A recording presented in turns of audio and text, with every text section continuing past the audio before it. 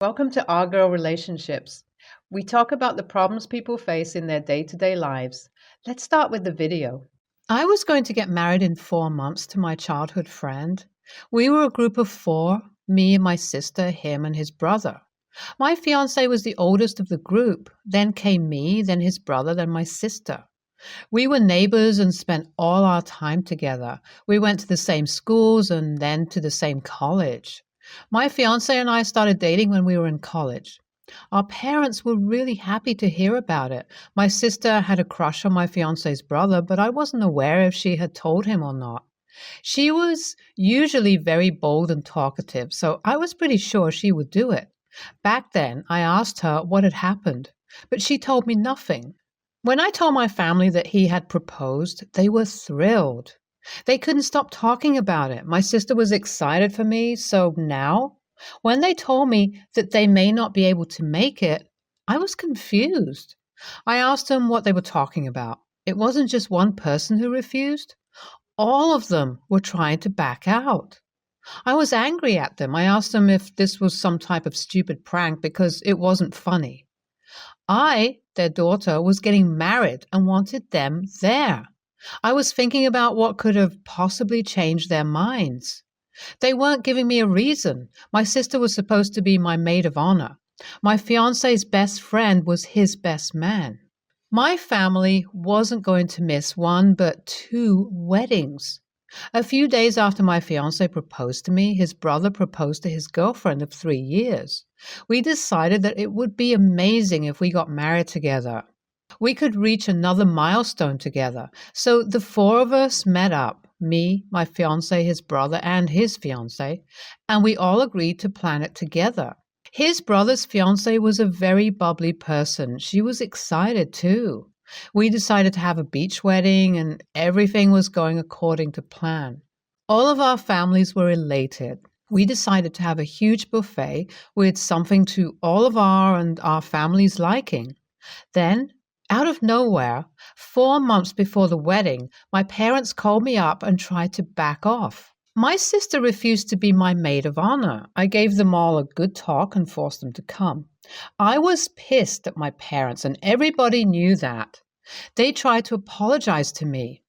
I told them if my sister didn't want to be my maid of honor, she should have told me beforehand. I was like, fine, I'll ask somebody else. My best friend was already a bridesmaid, so I asked if she could move up the line. She was jumping with excitement. Now, the day of my wedding had come. My family had come to me before to apologize in person, saying they should have handled this in a better way. I tried to make them spill what changed their mind, but they said it was stupid and to let it go. I still wasn't talking to my sister. She was supposed to support me through all of this. We had made so many plans when we were young that this felt like a betrayal. She still didn't want to come to the wedding. I didn't have time to deal with her, so I asked my parents to do it. Then she showed up. She came up to my room while I was dressing and apologized to me. I was in a happy mood, so I told her that it was okay and that I was happy that she was there. The ceremony was perfect. My husband and I were buzzing with joy. The other couple felt the same. We were at the reception now. We had only invited close family and friends, so there were 60 people there in total. Our families were making beautiful toasts for us. My sister hadn't spoken yet, and I wasn't sure if she was going to. I didn't want to force her. It was enough that she was here. Time passed and we were dancing when all of a sudden the music stopped and my sister was on the stage. She cleared her throat and spoke into the mic. She looked drunk and it wasn't even that late. She said she wanted to toast her beautiful sister and her husband. Everybody cheered. She gave a beautiful speech wishing us the best. We were so happy. I could see my parents smiling too. Then she went on to say that she wanted to toast the other couple too. My husband's brother shouted, "Go ahead!" At first, she spoke about him, the other groom, telling everybody how we grew up together. Then she started crying. Our parents freaked out and tried to get her off the stage, but she said no, she wanted to talk. She continued saying that she had a crush on him. And even I was a bit nervous then. It couldn't be that she still liked him, right? She wanted to continue, but she stuttered and broke down, telling my husband's brother that she loved him and asked him why he didn't love her back. The other bride looked shocked. The other groom stood there stupefied. She was refusing to get off the stage, so I asked my husband's best man to just carry her out and to get the mic out of her hands. Too late, though. The damage had already been done. None of us were expecting this. My cousin, who was the host, took over, saying, "Hey, what's a wedding without any drama?" He tried to cool everyone off and started the music again. I wanted to go after my sister, but I knew everybody was watching. We walked up to the other bride and groom and we immediately apologized for what had happened. I could tell both of them were startled. She was a good sport, though, and laughed it off, saying, "Exes." We awkwardly laughed. The rest of the evening went smoothly with no other incidents. My sister had passed out in one of the rooms above. The next day, when we woke up, my parents and sister went up to my husband's brother and his wife. I could tell my sister was distraught and embarrassed. She apologized to them and they had an awkward conversation. Oh well. She came up to me and apologized. I told her we would talk later. She nodded her head and went on her way. My parents were embarrassed and took me aside and told me this is why they were hesitant to come, apologized and walked off. So much happened the other day, but everything went well in the end. I'll update you soon on what's going on with my sister. Update 1. A few days later, I spoke to my sister. We had a long talk. I asked her to be honest with me. She said that she was in love with my husband's brother. She had confessed to him multiple times and he had rejected her. She had asked him to at least try, just on one date, but he refused. So when she found out he was getting married, she lost it. She told me that she had tried to go out with others but was still stuck with him. I wasn't aware of any of this. I asked why he hadn't told me, and she said that it didn't matter if she had told me because his answer would still be the same. When she found out he was engaged, she felt broken. Then later, when she came to know that both weddings were going to happen together, she had a breakdown. She was still in love with him, and now she couldn't even avoid him. I told her that if she had told me this was the case, I wouldn't have agreed to get married together. I would have kept separate days and would have done my best to make her more comfortable. She disagreed, saying he would have still been there with his fiancée. I was sad for my sister. Before, I had thought that it was some old crush from years ago. I comforted her, telling her to take her time and that I would help her move on. She hugged me tightly and we just sat there like that for some time. When I went home, I explained the situation to my husband and he felt guilty. He said he didn't know. He would have never put her in that position intentionally. We both decided to help her in whatever way we could. In the future, there would be more such events, and we wanted her to be carefree and happy. I get why OP feels guilty, but she is NTA. I feel bad for the other bride, though. Hope she's doing well. Hope all of you do well. The sister is the a-hole. He had rejected her so many times. No matter how heartbroken you are, it doesn't give you the right to crash somebody else's wedding. She needs to get herself together. I feel OP's parents are at fault here. They knew what was going on, and they should have informed her. So many things could have been done to prevent this situation from occurring. I hope both couples move past this. It was both of their weddings on that day. I get that the other groom didn't like her sister, but damn, he could have gone out with her on one date and then rejected her. Maybe it would have gone better. Next story. Okay, so before I start, I feel like a bit of backstory is required here. So I suffer from bipolar disorder and my husband is a recovered alcoholic. We got together when we were at our complete lowest. I was going through my first manic episode and he was in the depth of his addiction. We were a mess, but after multiple rehab and psych ward visits, we are now 35, and he is 10 years sober, and I am medicated and stable. So, although we're both in a very good place in our lives, we do have a zero alcohol in the home for obvious reasons. My meds, under no circumstances, cannot mix with alcohol, and my husband obviously can't drink it, so we prefer to keep it away from our home to prevent the risk of him relapsing. This being said, we obviously don't care if people around us drink or if we go to events with alcohol. It's just not in our homes. Now, for Christmas, my parents usually host, but for the past 3 years, one of my siblings has hosted instead. There are 5 of us. This year, I was asked to host and was fully up to this.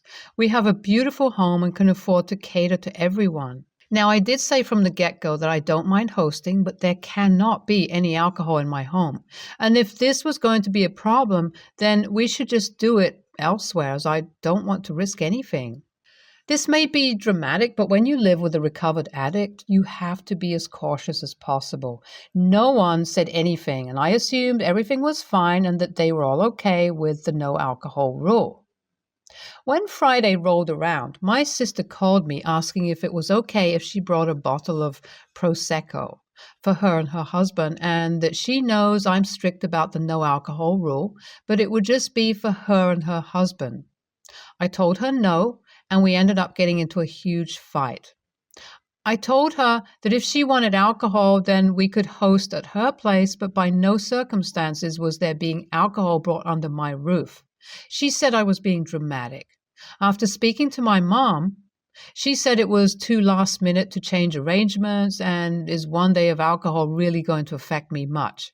I personally feel like my sister brought it up so last minute to try and force me into a corner, but I just said that if they want alcohol, they're not coming into my home with it. They ended up not coming for Christmas and held it at my sister's without inviting us. I had a lovely, quiet Christmas with my husband, but now none of my siblings, parents, and grandparents will speak to me. I felt as though I didn't do anything wrong, but I'm starting to think maybe I should have offered to pay to eat out or something instead so everyone could have a drink. Also, before anyone asks, my husband was also against any alcohol in the home and called my sister himself to explain why it's so important to us, and mine and my husband's well-being is my personal top priority in the situation.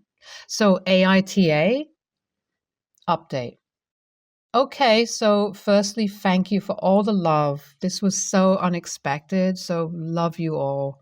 Secondly, I'm going to answer a few things I've seen floating around here so it's easier.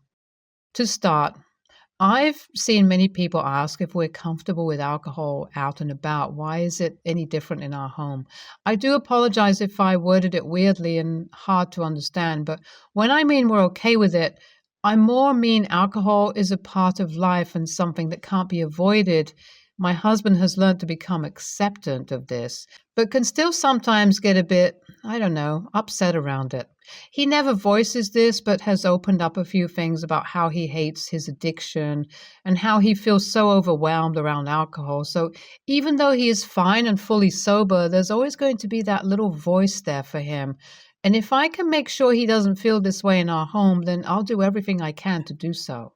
Secondly, as I mentioned earlier, I am bipolar, and anyone with bipolar will know that although medication controls the episode, they don't stop completely. Therefore, even on my meds, I can still act a little impulsive and don't fully trust myself not to drink. Drinking on my medication basically fully cancels out the meds, and the last time I drank, medicated, I ended up in the worst manic episode of my life and was hospitalized for almost a year. Lastly, it's our home, and these are the rules for our home that we feel comfortable with. Our home is our safe place, and one place in the whole world we can have full control over and feel the safest in. Maybe in the future we will be able to welcome it, maybe that day will never come, but for now, we definitely are keeping the no alcohol rule. Secondly, people have asked, why did I ever offer to host? Well, this is because I love my family so much and just wanted to be able to cater for them. But like I said, to them, I did understand if they didn't feel comfortable with my house rules. and that we can host elsewhere. I also told them this around mid-November, so they did have time to tell me if they wanted to change arrangements, which not a single soul protested against this. Thirdly, I have decided to go low contact with my family, as many people have opened my eyes and made me see how they don't respect me or my boundaries to do something like this. The post may have seemed obvious that I wasn't DAH, but not to pull the mental illness card. When you do grow up being unwell, you do tend to question yourself and just feel as though an unbiased opinion was the best way to go about this, rather than sitting on my own questioning if I was being a bitch, lol. Also, thank you to everyone who has shared their own stories or loved one's stories with addiction. So proud of each and every one of you. And you all have a special place in my heart, especially over the holiday season. Anyway, I do appreciate everyone's perspective on this, and thank you all for the kind wishes and words, really. Hope everyone had a great Christmas and has an amazing 2023. You have to be pretty sick to insist on bringing alcohol to an alcoholic's home. NTA. Absolutely NTA. Your siblings need to understand the seriousness of the situation. And quite honestly, if they can't go a single day without alcohol, then it's a pretty poor show. Be strong. You're 100% in the right. Next story. I, 25, female, recently got engaged a few months back, and my fiancé, Carter, 26, male, and I are deep in the wedding planning stages. We were both at a family dinner party this past weekend when people asked us how the wedding planning was going, particularly my cousin Danny, 32, female. Carter and I have been very fortunate to be in a situation where we can plan our dream wedding and are able to pay the majority of it ourselves and some help from our parents. When we went into the details of how we want it to be a big wedding to invite a lot of friends and family we haven't seen in years due to COVID, Danny immediately made comments about how we're spending twice her income for one day no one else cares about, and many other disrespectful comments throughout the night about our plans. For some context, Danny was pursuing a college degree that was completely financed by my parents as her mother could not afford it. But in her last year, she was expelled due to getting caught plagiarizing on a draft of her thesis. She hid this from my parents for a whole year, but still continued to accept their monthly checks that were meant to be for her tuition, and instead pocketed the money, around $30,000. This basically has limited her opportunities in the job market as she never graduated, and her then boyfriend left her a year ago after discovering what she had done and didn't want to be with someone that had been lying about their college degree and income. After her initial comment, she then went on to say how if my fiancé and I are able to spend all this money on our wedding, we could put the money to better use by helping her out instead of she wants to pursue community college courses to finish her degree.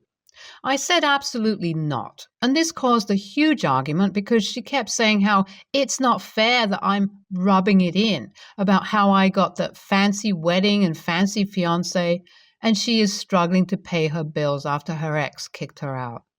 I do sympathize with her situation, but she literally cheated, got kicked out of school as a consequence, proceeded to lie and steal $30,000 from my parents, and then lost her boyfriend for hiding all this from him for 2 years. The reason Danny is in this situation is her own fault, and I told her this exactly in front of everyone at dinner. Now, our grandmother is calling me nonstop, saying how I'm being selfish and inconsiderate when my cousin is clearly going through a really hard stage in her life and family doesn't humiliate one another. Basically, she now is siding with my cousin, saying maybe I could scale down my wedding a bit to not rub it in her face. It's kind of always been like this with my grandmother growing up because Danny is the firstborn grandchild that came after many miscarriages and was always favored over my siblings and I. So AITA, or I guess more realistically, was I being a bad person for the way I responded to Danny? NTA. Danny is an adult and more than responsible for facing the consequences of her own actions. She very well could have not cheated on a thesis, might I add, and finished her degree. Then she wouldn't be broke, and she didn't have to lie to her boyfriend about the situation, but she did. And that's why she's single. You're completely right. It is her own fault, and she needs a wake-up call. If Grandma cares about Danny so much, why can't she pay for her community college payments then? Do yourself a favor and uninvite both Danny and your grandmother from your wedding. You're doing nothing wrong and deserve to enjoy this event however you and your fiancé choose to do so. Stay tuned for more stories from our girl relationships.